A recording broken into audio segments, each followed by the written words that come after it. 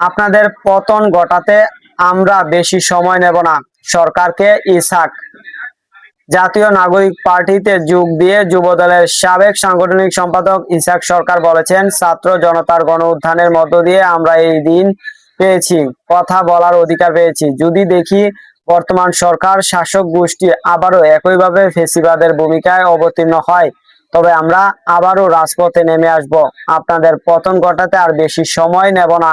সরকারকে আহ্বান করব, গণতান্ত্রিক অধিকার ফিরিয়ে দিন, কথা বলার অধিকার ফিরিয়ে দিন, জনগণের মৌলিক ও মানবাধিকার ফিরিয়ে দিয়ে নতুনরা আমরা রাজপথে নামতে বাধ্য হব।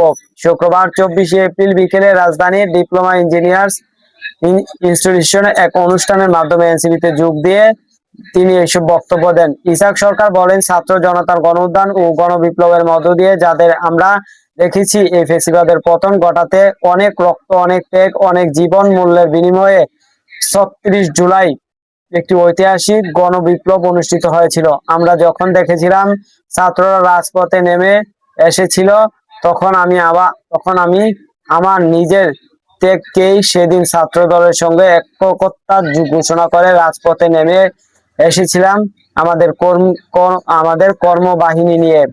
তিনি বলেন যে, যদিও বক্তা নই, আমি একজন বিপ্লবী। জীবনের যৌবনের শ্রেষ্ঠ সময়গুলো আমাকে কারাগারেই থাকতে হয়েছে।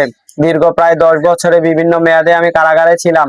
ফেসিবাদ বিরোধী আন্দোলন সংগ্রাম করতে গিয়ে অসংখ্য সহযোদ্ধা সহকর্মীকে হারিয়েছি। আমি দীর্ঘদিন ধরে দেখেছি এই এনসিপির মাধ্যমেই বাংলাদেশের মানুষ একমাত্র মুক্তি মিলবে।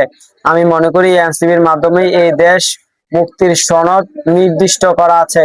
যুবদলের সাবেক এই নেতা বলেন যে, আমি দীর্ঘদিন ফেসিবাদের বিরুদ্ধে লড়াই করেছি, সংগ্রাম করেছি, আন্দোলন করেছি। আমার পরিবারের বিরুদ্ধে শতাধিক মামলা ছিল। শাসক গোষ্ঠীর বিরুদ্ধে, বৈষম্য বিরোধীর কথা বলতে গিয়ে আমার উপর নিপীড়ন চালানো হয়েছে, কিন্তু আমি কোনোভাবেই আপোষ করিনি, আপোষ করতে শিখিনি।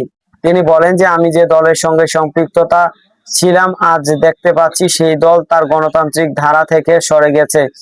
হয়তো তারা ভুলে গেছে 1400 শহীদের রক্তের সঙ্গে বিশ্বাসঘাতকতা করে এদেশ কেউ টিকে থাকতে পারে না, ছাত্র জনতাকেও দমানো যাবে না। কখন কোনো সময় আছে, আমি বলবো আপনারা ফিরে আসুন গণতান্ত্রিক ধারায়। দর্শক, সাবস্ক্রাইব করবেন, লাইক করবেন, শেয়ার করবেন, কমেন্ট করতে ভুলবেন না।